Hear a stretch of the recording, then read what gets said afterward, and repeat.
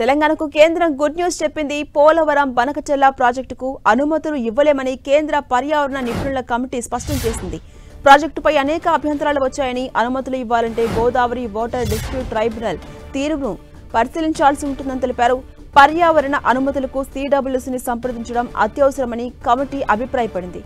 AP Polavaram Banakacherla ప్రతిపాదనపై GK Chakrapani నేతృత్వంలోని EAC ఈ నెల 17న వర్చువల్ గా సమావేశమై చర్చించింది.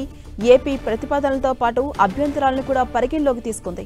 ఈమెయిల్స్ వివిధ మార్గాల్లో వచ్చిన అభ్యంతరాలను పరిశీలించింది. బనకచెర్ల ప్రాజెక్టు గోదావరి ట్రైబ్యునల్ 1980 తీర్పుకు విరుద్ధమంటూ ఫిర్యాదులు వచ్చాయని తెలిపింది. ఒడిశా, ఛత్తీస్గఢ్లో ముంపు సమస్య, న్యాయపరమైన వ్యవహారాలు ఉన్నాయని పేర్కొంది. సిడబ్ల్యూసీని సంప్రదించి వరద జలాలను సమగ్రంగా అంచనా వేయాలని కమిటీ సిఫారసు చేసింది. పర్యావరణ ప్రభావ అంచనా, టీఓఆర్, అంతర్రాష్ట్ర సమస్యల పరిష్కారాలకు సిడబ్ల్యూసీని సంప్రదించాలని సూచించింది. ఈ మేరకు పోలవరం బనకచెర్ల ప్రతిపాదనను కేంద్రం ఏపీకి తిప్పి పంపింది. ఇక ఈఏసీ సమావేశానికి ముందే ఈ నెల 16న కేంద్ర మంత్రి భూపేంద్ర యాదవ్ కు తెలంగాణ మంత్రి ఉత్తమ్ కుమార్ రెడ్డి లేఖ రాశారు. పోలవరం టీఓఆర్ మార్పులు కేంద్రం తిరస్కరించాలని కోరారు. ఏపీ ప్రభుత్వం పర్యావరణ అనుమతులు, గోదావరి ట్రైబ్యునల్ నిబంధనలను ఉల్లంఘిస్తుందని లేఖలో పేర్కొన్నారు.